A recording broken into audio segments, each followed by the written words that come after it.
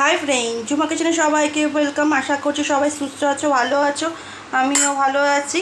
তো আমি আজকে ওটস গোলা রুটির মতন বানিয়ে তোমাদের সাথে শেয়ার করলাম। কেন ওটসটা এমনি সাধারণত খেতে ইচ্ছে হয় না, কীরকম লাগে, কিন্তু আজকে মনে হলো যে আজ একটু ওটসের গোলা রুটি করে খাই।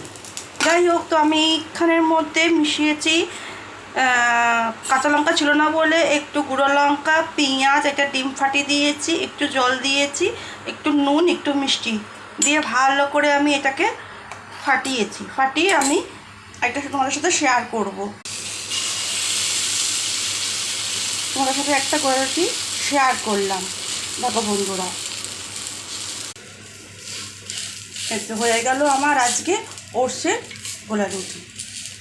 থ্যাংক ইউ বন্ধুরা, ভালো লাগলে প্লিজ শেয়ার করে দিও, এটা কমেন্ট করে জানিও কেমন হয়।